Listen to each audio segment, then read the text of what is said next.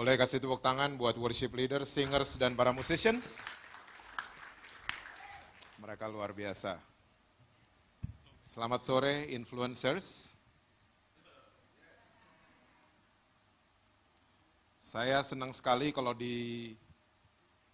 dapat tugas untuk bicara di anak-anak muda.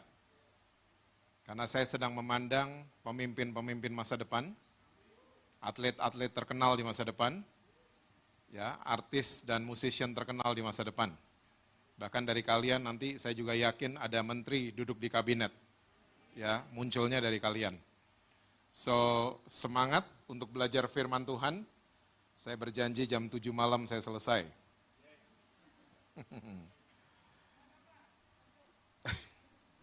Oh iya, yang belum kenal saya namanya Jesse Lantang. Saya tinggal di Jakarta dengan 1 istri dan 2 anak. Mungkin anak-anak saya seumuran kalian. Yang pertama udah sarjana hubungan internasional, dan yang kedua sudah bekerja di dunia entertainment sebagai pemain film. Dan saya juga masih bekerja. Pekerjaan saya nggak jauh dari dapur, oven, dan kompor. Ya, dan lewat pekerjaan saya Tuhan mengirim banyak orang untuk saya bisa layani mereka. Dan kebanyakan yang dikirim sama Tuhan adalah orang yang aneh-aneh dalam tanda kutip. Kalau kalian mau tahu aneh-anehnya mereka seperti apa, mereka ada yang gay, lesbian, ya, keluarganya berantakan, dan lain sebagainya. Tapi saya melihat satu hal, ternyata Tuhan Yesus yang kita sembah adalah Tuhan Yesus yang punya fokus sama masa depan seseorang. Ya, dia nggak peduli serusak apapun masa lalu seseorang, Tuhan Yesus kita selalu paling mahir memulihkan. Oke? Saya rasa itu cukup perkenalan dari saya minta kalian jangan tegang, santai aja, karena saya memang mukanya begini.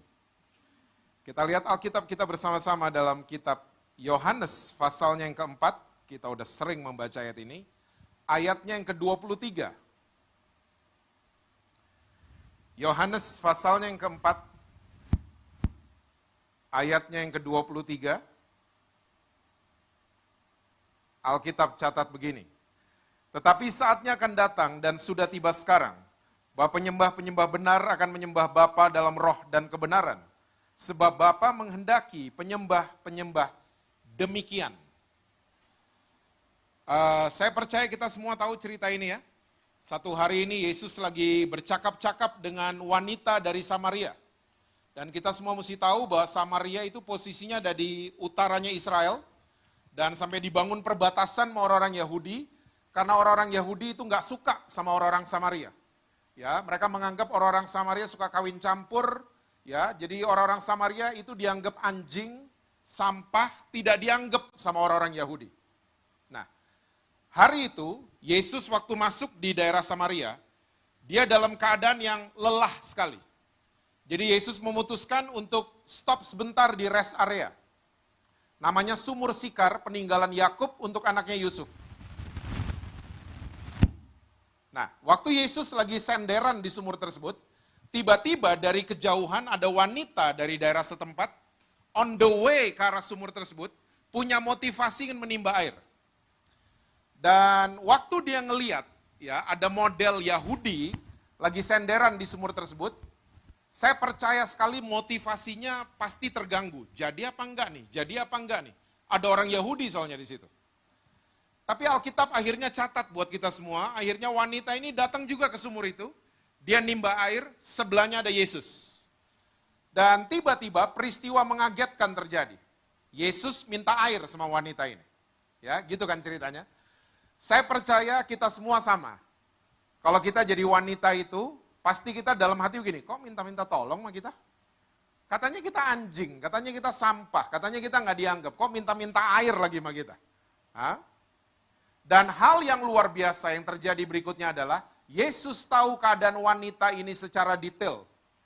Bahwa ternyata wanita ini sudah kawin cerai 5 kali, dan hari itu waktu dia sedang ketemu dengan Yesus, dia sedang hidup dengan pria ke-6 yang belum menikah sama dia. Saya mulai membayangkan wanita ini pasti cantiknya luar biasa. Betul kaum pria? Betul ya? Karena bisa menaklukkan 6 hati pria, pasti dia cantik banget. Tapi yang luar biasa gini, Yesus sama sekali tidak hakimi dia, Yesus sama sekali tidak marah sama dia, Yesus sama sekali tidak tuding-tuding wanita ini. Tapi hal pertama yang Yesus sharing buat wanita ini adalah soal Bapa di surga. Ternyata Bapa di surga mencari, menghendaki penyembah yang menyembah Dia dalam roh dan kebenaran. Tolong ingat baik-baik, IG, ya, yang dicari sama Bapa di surga nggak pernah penyembahan. Tapi yang dicari sama Bapa di surga adalah penyembahnya. Pribadi lepas pribadi. Itu yang dicari sama Bapa di surga. Kita manusia punya kesamaan sama Bapa di surga, kita suka mencari. Kita kalau mencari biasanya di mana? Hah? Supermarket, betul? Restoran, betul? Ya, kita kalau ke supermarket, semua merek shampoo tuh banyak, merek sabun banyak, merek minyak goreng banyak. Tapi kita selalu mencari yang connect sama kita. Kita mencari yang cocok sama kita. Kita mencari yang relate sama kita. Itu yang kita cari. Walaupun iklannya bilang shampoo ini begini, begitu. Tapi kita cari yang cocok sama kita. Di restoran juga sama. Buku menu mungkin tebelnya segini. Tapi kita cari makanan selalu yang cocok sama kita. Cocok sama lidah kita. Cocok sama kesehatan kita. Itu yang kita cari. Nah sama, Bapa di surga, Dia mencari, karena bahasa Inggrisnya seek ya. Mencari penyembah yang menyembah Dia dalam roh dan kebenaran. Tolong dibedain, kalau setan itu selalu cari penyembahan. Setan, beda sama Bapa di surga. Misalnya kalian nih gosip, ya di Jalan Avandi, depan Bank Mandiri ada batu, ada penunggunya. Nah setan demen gini-ginian. Setan akan langsung masuk di batu tersebut, dan orang-orang, teman-teman kalian yang kemakan mau gosip kalian, mereka mulai kasih penyembahan kalau lewat Jalan Avandi. Ya, hati-hati, depan Bank Mandiri pokoknya. Wah, ada spotnya udah. Ya, kita lewat depan Bank Mandiri, ada batu, lihat kita lempar koin 2. Malam Jumat dikasih sesajen, batu doang loh. Ya. Apa yang dicari mas setan? Itu dia, penyembahan. Padahal batu doang. Oke. Saya tinggal di Jakarta. Kalau kita mau ke Bandung naik mobil, teman-teman suka pesen. Jess, hati-hati kalau lewat kilometer 90 sampai 100. Banyak baca-baca. Loh, kenapa banyak baca-baca? Iya, banyak kejadian soalnya di situ. Banyak yang kecelakaan sampai meninggal. Saya mau yakinkan teman-teman di IG, ya, iman kita nggak diukur pakai kilometer. Karena dimanapun kita berada, Tuhan Yesus lah yang berdaulat di sana. Ya, bukan ini, kita bikin tempat ini angker, itu kita kasih benefit buat setan, itu namanya. Kita kasih penyembahan buat setan. Ada orang Kristen juga sering datengin saya, Pak, rumah saya kayaknya di lantai 2 belum bersih Pak. Kenapa? ART nggak balik? Bukan gitu Pak. Kayaknya di lantai 2 tuh ada penunggunya. Kalau kita terus bilang rumah kita ada penunggunya, terjadilah seperti imanmu. Tapi kalau kita mulai bilang rumah saya setiap sudut, setiap ruangan cuma dipenuhi mahadirat Tuhan, terjadi juga seperti imanmu. Nah, setan itu gila penyembahan. Bapa di surga nggak gitu. Yang dicari adalah penyembahnya. Pribadi lepas pribadi. Yang menyembah Dia dalam roh dan kebenaran. Multimedia boleh ditayangin ayatnya? Yohanes 4 ayat 23. Kata roh, R-nya huruf kecil ya. Alkitab kita sama kan ya? Bukan huruf besar. Jadi ini berbicara bukan soal bahasa roh. Tolong ingat baik-baik. Bapa kita di surga mencari penyembah bukan yang jago bahasa roh. Jadi bahasa roh nggak boleh, Pastor? Boleh. Silahkan bahasa roh keren kok, diajarin sama Alkitab. Tapi Bapa di surga nggak cari seperti itu. Dia nggak cari penyembah yang bisa bahasa roh. Enggak. Karena kata roh di ayat ini sebenarnya diambil dari bahasa asli. Yang kalau diterjemahkan ke bahasa Indonesia artinya adalah identitas. Keaslian kita. Itu dia. Karena banyak orang kasih penyembahan sama Tuhan tapi hidupnya nggak asli. Hidupnya muka dua. Hidupnya munafik. Dan seterusnya. Makanya Bapa di surga, dia nggak cari orang yang jago berbahasa yang lain. Dia mencari penyembah yang asli hidupnya. Ya, dalam sama luar sama. Depan sama belakang sama. Omongannya sama. depan dan belakang. Itu yang dicari sama Bapa di surga. Yang asli. Kalian mesti punya teman-teman baik yang asli. Bukan yang cuman baik di depan, lain di belakang. Yang setuju bilang amin. Ya, cari teman baik seperti itu. Saya kalau soal definisi teman baik, saya selalu ngelihat di Alkitab itu 4 orang yang ngangkut temannya lagi sakit. Ya, itu teman baik. Teman baik adalah teman-teman yang pengen membawa saudara dan saya kepada Yesus. Ya, waktu kita lagi down, kita lagi sakit, ya, inilah teman-teman baik. Yang di depan sama di belakang mereka sama aja. Nah, Bapa di surga mencari penyembah yang kualitasnya seperti ini. Oke, asli, tidak palsu. Lalu yang berikut, Bapa kita di surga mencari penyembah yang menyembah dia lewat kebenaran. Oke, jadi yang dicari sama Bapa di surga bukan penyembah yang jago bahasa roh dan jago nyanyi. Tolong ingat baik-baik. Hah? Nyanyi buat Tuhan, bener, nggak ada salahnya, keren. Kalian tadi keren banget, ya. Tapi Tuhan nggak cari penyanyi. Kalau Tuhan cari penyanyi, Tuhan akan pilih Justin Bieber, kita akan tereliminasi. Karena kita ngomong aja fales kok. Oh nyanyi lagi. Makanya Tuhan gak cari penyanyi. Tapi nyanyi buat Tuhan keren banget. Tapi bukan itu yang dicari. Makanya Yesus tegur bangsa Yahudi. Bangsa ini memuliakan aku dari mulutnya, tapi hati mereka jauh daripadaku. Melakukan kebenaran itu berbau harum di surga. Makanya hidupin kebenaran. Jangan hianati kebenaran. Jangan pernah jual kebenaran. Kalian mesti tahu, ya, hari-hari ini mulai terjadi apa yang saya sebut dengan kepunahan moral. Moral mulai punah di mana-mana. Orang udah, moral tuh gak penting lagi bahasa anak-anak sekarang. Gak penting udah moral. Dan istilah saya, kita sedang menghadapi kepunahan moral. Awal Desember kemarin, mentor saya datang dari Belanda, dia orang Belanda. Tapi dia kalau ngomong Indonesia jago banget karena dia cinta Indonesia, ya especially dia cinta Mama Luku. Oke, jadi ngomong Ambonnya pun juga jago. Padahal bule. Nah, dia datang. Awal Desember kita ngobrol-ngobrol. Dia tanya sama saya, Jess, di Indonesia orang tua kalau antar anak sekolah gimana? Saya jawab sama dia, normal om, biasa aja. Kenapa? Saya tanya. Oh, di Belanda mulai panik. Orang tua di Belanda mulai panik kalau nganter anak ke sekolah. Ya, di rumah sampai doa semua. Kenapa saya tanya?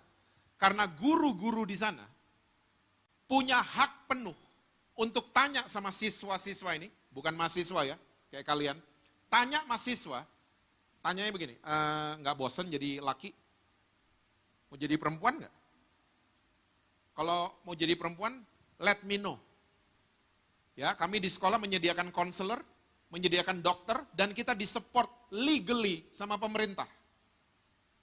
Bilang-bilang ya, rajin ngobrol sama guru-guru nih.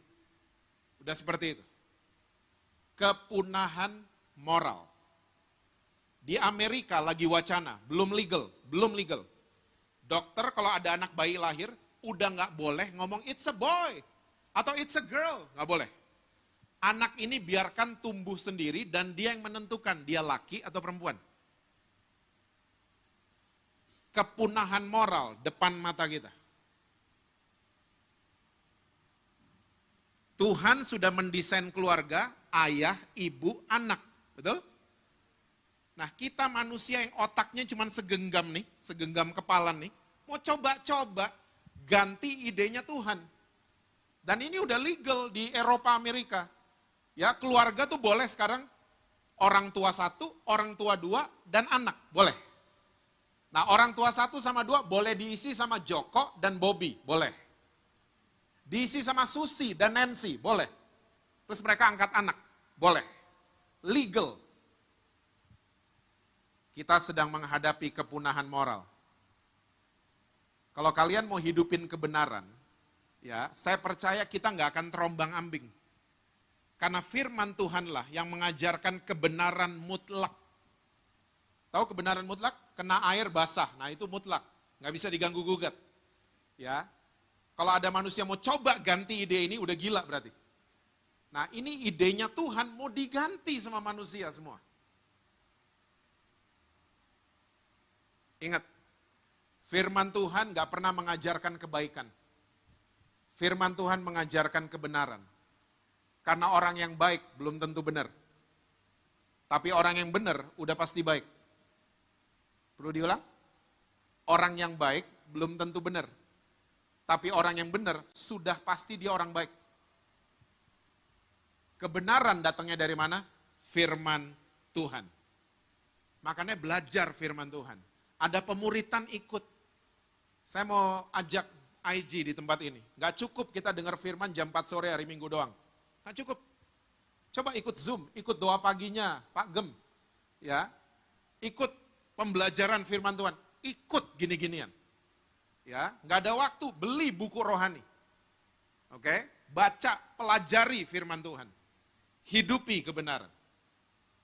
Nah, sore hari ini yang saya mau bahas buat teman-teman semua, itu bukan soal penyembah atau penyembahan. Tapi yang saya mau bahas buat kalian semua adalah kalimat pertama Yesus di ayat 23. Boleh ditayangin lagi? Ini kalimat membingungkan soalnya. Yes. Tetapi saatnya akan datang dan sudah tiba sekarang. Stop sampai situ. Ya, ini kalimat bikin bingung loh. Saatnya akan datang, tapi sudah tiba sekarang. Loh gimana maksudnya? Ya, itu sama aja ada suami istri bangun tidur, suaminya ngomong gini sama istrinya. Mah, nanti papa mau transfer uang ya, tapi sekarang uangnya udah ada di rekeningnya mama. Lah, istri mungkin bingung, Pah udah bangun belum? Ya, karena nggak nyambung banget. Ya, sebenarnya udah ditransfer apa belum? Dan nada yang sama keluar dari mulut Tuhan Yesus. Nada yang sama. Saatnya akan datang, tapi sudah tiba sekarang. Loh gimana maksudnya? Pertanyaannya, apakah Yesus salah ngomong? Enggak. Apakah Yesus grogi karena depannya ada wanita cantik? Enggak. Ternyata dari kalimat ini saya dapatkan ada 3 waktu yang terjadi antara Tuhan dengan kita sebagai manusia. Nah kita akan bahas nih 3-3-nya, nggak lama kok. Ya, yang pertama namanya adalah aeneos bahasa Yunaninya. Bahasa Indonesianya ini adalah waktunya Tuhan yang kekal. Siapa yang percaya di tempat ini Allah kita adalah Allah yang kekal? Katakan amin dulu. Ya, dia ada di mana-mana. Ya, dia ada di masa lalu kita, dia ada di masa sekarang, dia ada di masa depan. Jadi orang Kristen, anak-anaknya Tuhan Yesus, nggak perlu khawatir sama hari besok. Orang boleh berkata apapun, tahun 2023 gelap, gini, gitu, sulit, sukar, dan lain sebagainya. Tapi firman Tuhan mengatakan Tuhan yang kita sembah, dia sudah menaklukkan masa depan. So jangan pernah khawatir sama hari esok. Ya, karena waktunya Tuhan itu kekal. Dia alfa dan omega. Dia ada di mana-mana. Dan saudara kalian mesti tahu, apa saja yang berhubungan sama Tuhan itu kekal adanya. Firman Tuhan contohnya, ini kekal loh. Firman Tuhan. Kita kalau ngomong bahasa Inggris, kita ngomong sekarang nih. Terus kita ulang kalimat yang sama 1 jam kemudian. Ya, karena bahasa Inggris kalau kita lagi bicara sekarang dibilangnya itu present tense, betul? Kita ulang kalimat yang sama 1 jam kemudian, dia bukan present tense lagi. Dia jadi past tense. Nyadar nggak? Firman Tuhan nggak pernah jadi past tense. Hah? Contoh, ada ayat bunyinya begini, pada hari ini jika engkau baik-baik dengar Tuhan, bertobatlah. Kita baca ayat itu minggu depan, bulan depan, tahun depan, 50 tahun lagi, dia bunyinya tetap present tense pada hari ini. Pernah buka Alkitab jadi past tense? Hah? Kita buka gitu, minggu lalu saya udah ngomong, siapa yang rubah nih? Gak pernah. Makanya nyadar gak, firman Tuhan gak pernah ketinggalan zaman. Firman Tuhan menembus segala generasi. Gak pernah out of date. Ya, tapi firman Tuhan justru memberikan up to date buat para pembacanya. Karena apa? Waktunya Tuhan, firmannya Tuhan. apa saja yang berhubungan sama Tuhan, itu sifatnya kekal. Inilah yang disebut dengan aineos. Oke? Ini yang pertama. Yang kedua, namanya adalah kronos. Bahasa Yunani. Bahasa Indonesianya waktunya manusia. Tuhan juga yang menciptakan. Ya. Dan kalau saya pikirin baik-baik, waktu Tuhan lagi desain waktu buat manusia, Tuhan pasti repot banget. Gak mau diganggu. Ya, ini cuma bayangan saya. Oke? Bayangin, 1 tahun 12 bulan. 1 hari 24 jam. 1 jam 60 menit. Gimana ngedesainnya coba? 1 menit 60 detik. 1 abad 100 tahun. Gimana ngedesainnya coba? Ya. Dan kalian mesti terus sama. Ya. Sehari 24 jam. Sama di mana-mana. Nah, pertanyaan saya buat kalian semua. Kalian masih ingat nggak tahun 45 bulan Agustus tanggal 17, apa yang terjadi?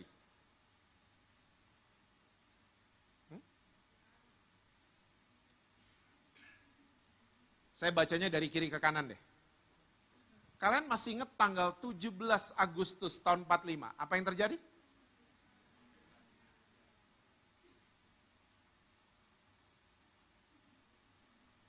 Saya tanya sekali lagi ya.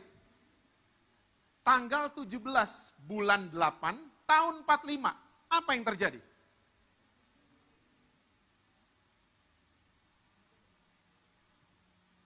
Semua jawaban yang saya dengar salah semua.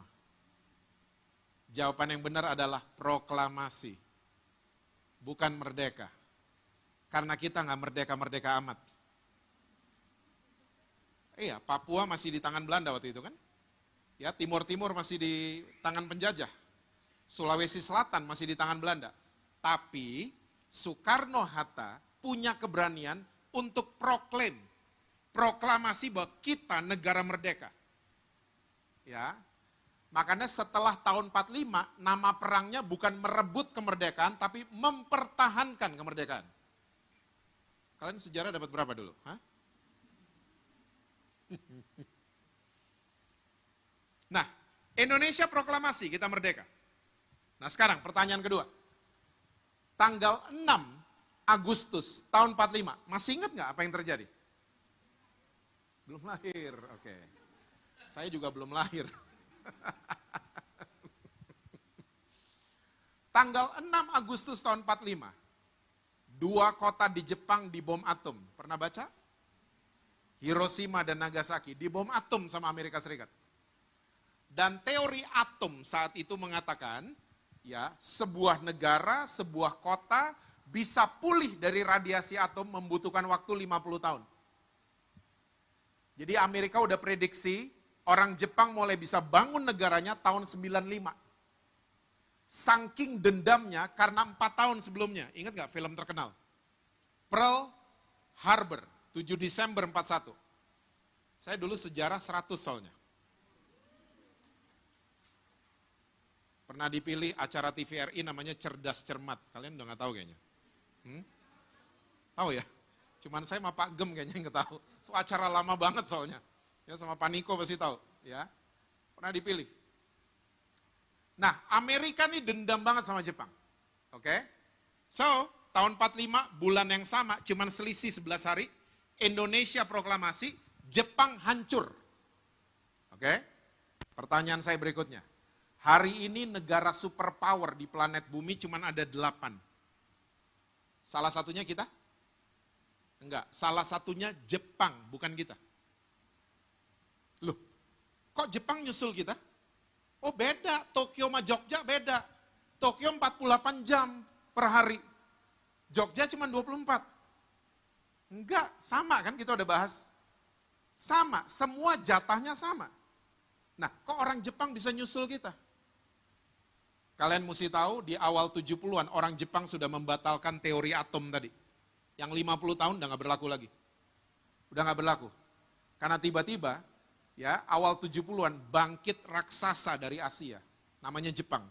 Karena mereka menciptakan Toyota sama Yamaha.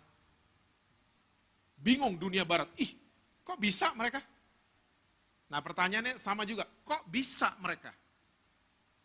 Jawabannya saya ketemu. Saya kalau lihat orang Jepang yang kerja di Jakarta sama Surabaya, paling banyak nih. Ya, mereka 5:30 pagi keluar, 1:30 dini hari baru pulang. Dan itu Senin sampai Jumat. Ya. Hari Sabtu mereka pergi agak siang. Siangnya jam berapa? Jam 6 pagi. Hah? Cuman siang 30 menit. Itu pun mereka main golf segala macam. Loh, kok nggak sakit-sakit? Iya. Karena makanannya ikan mentah. Sore mereka olahraga. Ya, makanya tubuh mereka sehat. Udah di loading protein, mereka rajin olahraga. Nah, kita Indonesia udah bangun telat, makannya Indomie 2 pakai telur. Sakitlah kita. Dikit-dikit gak masuk kantor. Saya gak suruh kalian pada pergi 5:30 pagi, pulang dini hari. Tidak, that's not the point. The point is jangan suka buang-buang waktu. Amin. Dikasih 24 jam per hari, dipergunakan sebaik-baiknya. Jangan disia-siakan. Ya. Jangan tidur, jangan males, mulai fokus. Fokus dengan apa yang kalian mau buat. Apa yang kalian lagi kejar, fokus. Pergunakan waktu sebaik-baiknya. Mumpung kalian masih muda. Energinya masih luar biasa. Pergunakan waktu. Makanya firman Tuhan ngomong gini, ajar kami Tuhan untuk menghitung hari-hari, supaya kami jadi pinter, bijaksana. Nah ini dia, waktu yang kedua, waktunya manusia, gak bisa diganggu-gugat. Ya. Nah, kalau waktunya Tuhan, waktunya manusia gak bisa diganggu-gugat. Tuhan kasih bonus yang ketiga. Bahasa Yunaninya kairos. Bahasa Indonesianya kesempatan. Yuk kita lihat ayatnya, Pengkhotbah 9 ayat yang ke-11. Pengkhotbah 9, kalian ingat di mana? Itu sesudah Pengkhotbah 8. Ya ini dia, Pengkhotbah 9 ayat 11, Alkitab catat begini. Lagi aku melihat di bawah matahari bahwa kemenangan perlombaan bukan untuk yang cepat, dan keunggulan perjuangan bukan untuk yang kuat, juga roti bukan untuk yang berhikmat, kekayaan bukan untuk yang cerdas, dan karunia bukan untuk yang cerdik-cendekia. Karena apa, saudara? Waktu dan nasib dialami mereka semua. Jangan dimatiin dulu ayatnya, biarin aja. Saya mau cerita buat teman-teman semua. Saya dulu ini pelatnas badminton. Ya. Dan kalau datang di pelatnas, itu kita dilatihnya gila-gilaan. Pelatih kita selalu ngomong gini, speednya mana? Cepatnya mana? Speednya mana? Kita harus cepat. Dan untuk menghasilkan kecepatan, ada latihannya. Kalian tahu kita kalau warming up, pemanasan doang, kita disuruh jogging di kolam renang. Airnya nggak semata kaki, airnya sepinggang. Dan gak ada yang boleh badannya miring ke depan, gak ada yang boleh. Kena sabet, ayo tegak, digituin. Mesti tegak, lari. 45 menit. Kita keluar dari itu kolam renang, ya, kita jadi cepet loh. Makanya lihat deh, pemain badminton Indonesia, kakinya pendek-pendek, tapi langkahnya 1000 semua. Cuman pemain Indonesia lagi rally, cedok-cedok, dia keluar lapangan, ganti racket. Cuman pemain Indonesia. Nggak ada pemain negara lain kayak gitu. Cuman kita doang. Karena kita dilatih dari dulu untuk cepat. Latihan cepat. Oke? Cristiano Ronaldo ikut metode yang sama. Dia taruh sepeda statis di kolam renang. Ya, 1 jam. Sepeda statis. Untuk apa? Speednya nambah di lapangan. Nggak jadi atlet, bertobat. Jesse Lantang. Baca Alkitab. Sampai di ayat ini tiba-tiba. Ya, ayat ini dibuka dengan kalimat. Apa? Kemenangan perlombaan bukan untuk yang cepat. Saya pertama kali baca ayat ini, saya dalam hati gini, wow, firman Tuhan akhirnya ada yang salah. Pertama kali baca ayat ini. Wih, Alkitab ada yang salah. Karena udah ini banget, nancep di kepala saya, semua yang cepat menang pasti. Udah nancep di kepala saya. Salah nih. Terus kalimat berikutnya apa? Keunggulan perjuangan bukan untuk yang kuat. Setahu saya yang kuat-kuat unggul semua. Dan seterusnya, dan seterusnya. Semua ayat ini mengatakan terbalik dari yang kita tahu. Ternyata ayat ini kuncinya ada di kalimat terakhirnya. Ya, bahasa Indonesianya karena waktu dan nasib dialami mereka semua. Nah, saya mau yakinkan teman-teman semua di IG, kata nasib ini nggak pas ada di sini. Karena nasib kalau di-convert ke EYD, kalian tahu EYD? Kalian kayaknya nggak tahu apa-apa deh tadi ya? Hah? I'm kidding. Ejaan yang disempurnakan, kata nasib kalau di-convert ke EYD, artinya adalah takdir. Dan saya nggak percaya anak-anaknya Tuhan Yesus ngalamin takdir. Cuman Desi Ratnasari yang mengatakan itu. Takdir memang kejam lagi katanya. Multimedia, bolehkah ditayangin Alkitab bahasa Inggris? Ini terjemahan yang benar dari bahasa aslinya. Alkitab bahasa Inggris ngomongnya gini, kalimat terakhir. Ada?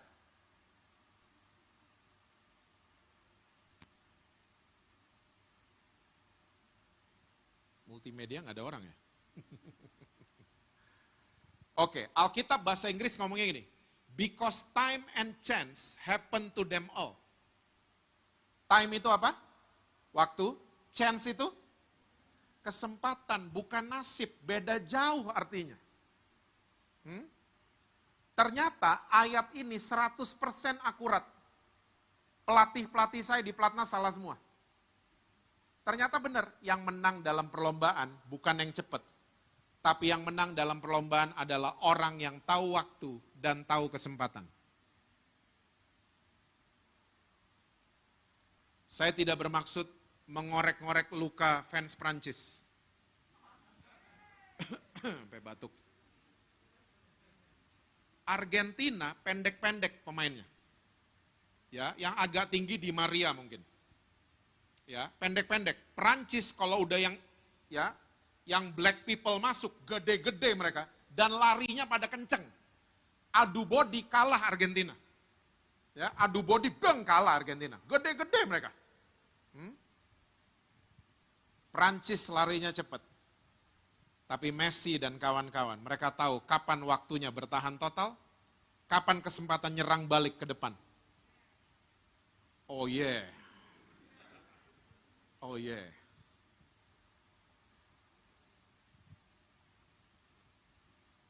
Lihat, gak cuman Argentina, lihat semua atlet, Michael Jordan. Dia gak cepat. Dia posisinya guard kok, dia gak cepat. Tapi dia tahu waktu dan kesempatan. Michael Schumacher yang sekarang lagi koma. Ya, dia gak cepat, mobilnya gak cepat tuh Ferrarinya. Tapi dia tahu kapan waktu dan kesempatan. Lihat semua acara olahraga.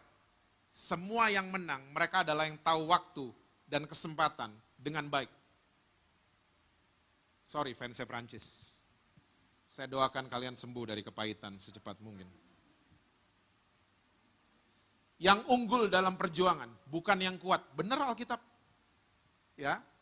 Tapi yang unggul dalam perjuangan adalah orang-orang yang tahu waktu dan kesempatan. Pernah baca Perang Vietnam? Sering difilmin soalnya. Yang paling terkenal filmnya judulnya Rambo. Ya. Oh kalian nggak tahu ya? Oke. Kalian rohani banget loh kayaknya. Perang Vietnam, Amerika datang unggul semua. Mau dilihat dari mana? Di atas kertas semua unggul. Senjata mereka unggul, jumlah pasukan unggul, dan mereka lawan tentara Vietnam yang nggak punya apa-apa. Dibilangnya gooks. Ya, dandannya kayak petani, pakai topi petani, cuman bawa bambu runcing. Tapi perang Vietnam baca di mana-mana. Amerika pulang dengan malu dan kalah. Unggul Vietnam. Kenapa? Vietnam menerapkan perang gerilya namanya. Mereka bangun tunnel-tunnel terowongan di bawah tanah. Ya, mereka bangun persembunyian di atas pohon. Dan yang paling gila di Mekong River, Sungai Mekong, mereka sembunyi di bawah air. Nggak kayak penyelam, enggak. Mereka nafas dari akar pohon yang gedenya setengah kelingking saya. Nafas di bawah. Mereka tahu kapan waktunya bersembunyi, mereka tahu kapan kesempatan menyerang tentara Amerika. Mereka unggul. Kekayaan bukan untuk yang cerdas, benar firman Tuhan.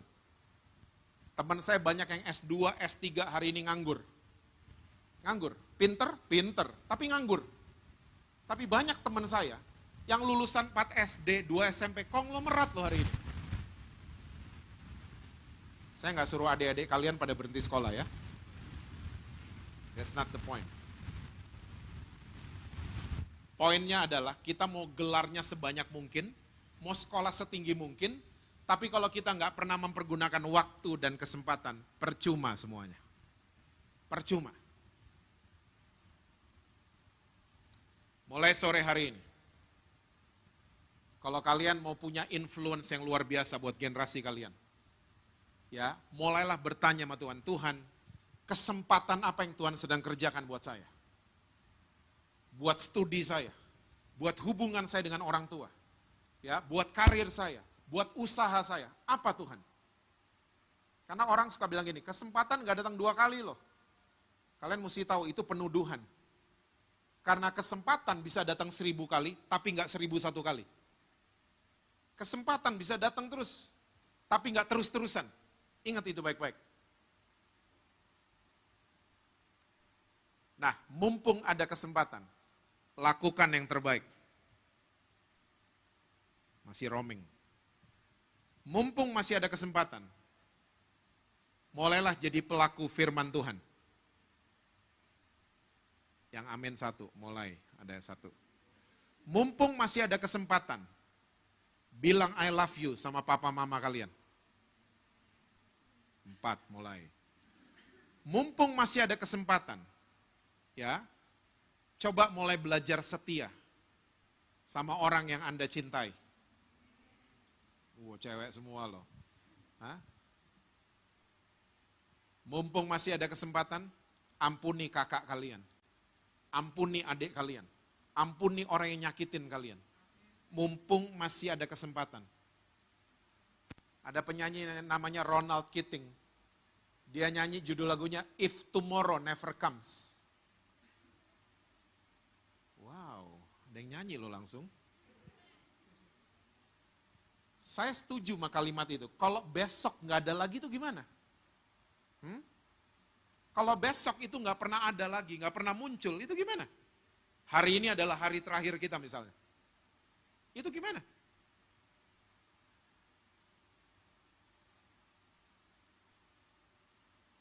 Kalian mesti tahu ada satu pembunuh jalan sama kita setiap hari. Dan pembunuh ini udah jadi teman baik. Kalian tahu nama pembunuhnya? Bukan iblis.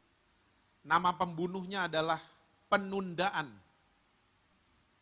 Penundaan itu udah jadi teman baik. Dia ikut di motor kita, dia ikut.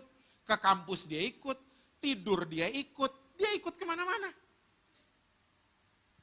Mungkin Roh Kudus sudah bilang di hati kita, ampunin orang yang nyakitin kamu. Penundaan bisikin kita, entar aja tunggu retreat gereja. Ingat gak dia bikin apa sama lo? Kita datang ke tempat kerjaan, penundaan ikut karena dia best friend tanpa kita sadari. Ya, dia datang dia bisikin, entar aja kerjanya. Posting story dong, 1. Lihat sosial media aja dulu. Penundaan ikut kemana-mana.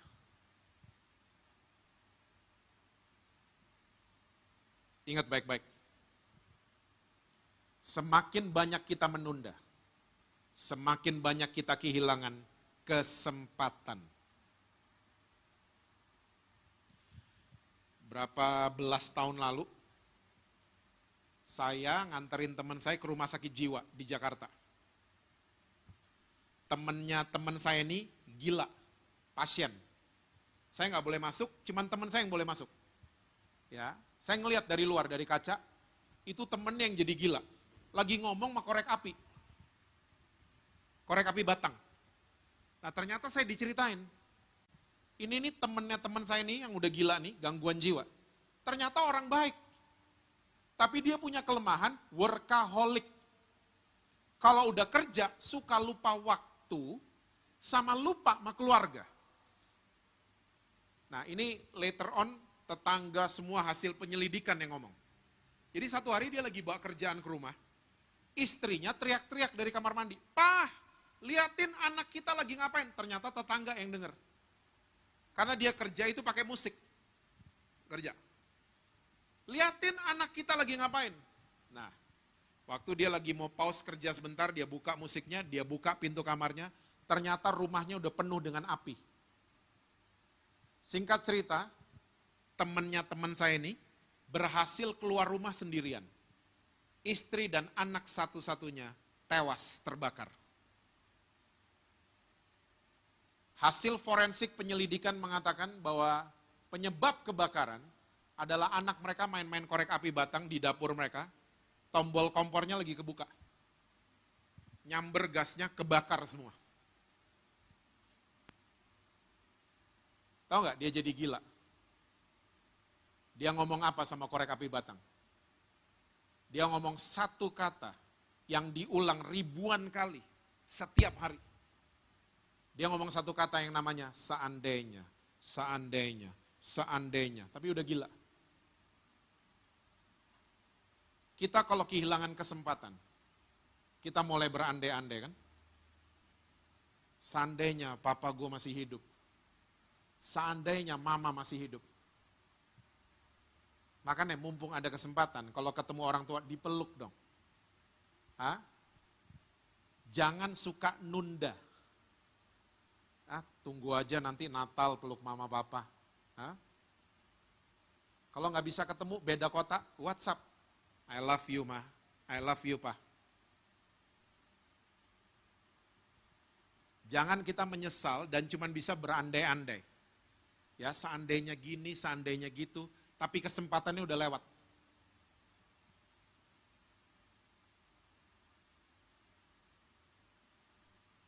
Kalau kita balik ke Yohanes 4, kalian jadi ngerti kalimat yang membingungkan, boleh multimedia dibalikin ke Yohanes 4 ayat 23. Kalian jadi mengerti kalimat yang membingungkan yang sedang kita bahas yang keluar dari mulut Yesus. Saatnya akan tiba, tapi sudah datang sekarang. Ya, itu semuanya ada di situ. Saatnya akan datang, waktunya Tuhan, tapi sudah datang sekarang. Waktunya manusia buat wanita Samaria itu. Dengan Yesus kasih kesempatan, dengan minta air sama wanita itu. Ada semua di situ. Dan wanita ini, ya, dia ngelihat Yesus nggak sebagai orang Yahudi yang anjing-anjingin orang Samaria. Tapi dia ngelihat Yesus sebagai kesempatan yang besok mungkin nggak ada lagi. Kalian mesti tahu wanita ini akhirnya jadi wanita penginjil pertama di Samaria. Penginjil pertama di Samaria bukan Filipus, wanita ini. Dia sakit hati, saya suka baca buku psikologi, orang yang gonta-ganti suami sampai 5 kali, biasanya lukanya tuh udah luar biasa, lebarnya. Dan orang yang sakit hati punya kecenderungan melukai orang lain. Tapi hari itu, dia gak mau lagi sakit hati. Dia mau sembuh. Dan Yesus sembuhkan dia. Ya, masalahnya bukan bisa atau gak bisa. Saya sering ketemu anak-anak muda orang Kristen lah. Ya, Pak, saya udah gak bisa ngampunin papa mama, udah gak bisa saya. Masalahnya bukan bisa gak bisa, masalahnya mau atau enggak. Itu dia. Saya percaya, walaupun kita sakit, tapi waktu kita mau, Tuhan saya sakit, tapi saya mau engkau tolong saya, engkau pulihkan saya. Saya percaya tangan Tuhan yang dahsyat, yang kuat itu akan on the way ke kehidupan kalian. Dan mujizat akan terjadi, pemulihan akan terjadi. Saya ingin mengajak kalian, jangan lagi hidup di masa lalu. Because there is no future in the past. Tidak ada masa depan di masa lalu. Jangan suka noleh ke belakang, jangan suka nonton film judulnya Kegagalanku. Jangan suka lihat-lihat itu. Sampai akhirnya kita nggak ada progres. Hidup kita cuma menyesal, menyesal, dan menyesal. Enggak, semua kegagalan kita sudah ditanggung di atas kayu salib oleh Yesus Kristus. So, mulai menatap ke masa depan dengan penuh harapan. Karena masa depan sungguh ada buat orang-orang yang mengandalkan Tuhan Yesus. Amin. Tuhan berkati kalian semua. Selalu sukses dalam studi kalian, harmonis sama orang tua, dan rekening bank selalu penuh buat kalian semua. Baru kedengeran aminnya, dari tadi nggak pernah amin. Matre semua kayaknya. God bless you. Saya menyerahkan. Langsung doa, Pastor. Langsung doa. Doa berkat. Doa impartasi firman, Pastor. Mari kita bangkit berdiri. Kita tundukkan kepala. Bersyukur Tuhan Yesus buat firman-Mu pada sore hari ini. Meteraikan setiap firman-Mu pada setiap kami Tuhan. Roh Kudus bantu setiap kami kepada segala kebenaran-Mu. Hamba-Mu khusus berdoa buat anak-anak muda di tempat ini Tuhan. Jadikan mereka terang dan garam yang sesungguhnya dimanapun mereka berada. Jadikan mereka alat-Mu untuk memenangkan generasi mereka. Untuk punya influence yang sesungguhnya. Hamba-Mu khusus berdoa Tuhan buat anak-anak muda yang sedang studi Tuhan. Berkati studi mereka Tuhan. Berkati sekolah mereka Tuhan Yesus. Mereka akan menjadi anak-anak yang pintar dengan nilai yang luar biasa. Berkati hubungan mereka dengan orang tua mereka. Kalau ada yang dingin hubungannya Tuhan, Engkau pulihkan di dalam nama Tuhan Yesus. Orang tua mereka boleh melihat ada kasih Kristus lewat kehidupan mereka. Lewat karakter mereka. Berkati setiap pengurus di tempat ini Tuhan. Berikan mereka hikmat marifat yang datangnya daripada tempat yang maha tinggi. Kami percaya Tuhan, waktu orang datang ke sini, hidup mereka akan diubahkan, hidup mereka akan dipulihkan. Mereka akan disembuhkan di dalam nama Tuhan Yesus. Pakai anak-anak muda di tempat ini untuk memenangkan generasi mereka. Generasi ini boleh melihat ada Kristus yang hidup di dalam mereka. Terima kasih, hamba-Mu stop berbicara. Tapi hamba-Mu percaya Tuhan, Roh-Mu akan terus mengajar setiap kami. Terima kasih Tuhan Yesus, kami menyerahkan sisa acara kebaktian dalam nama-Mu. Amin.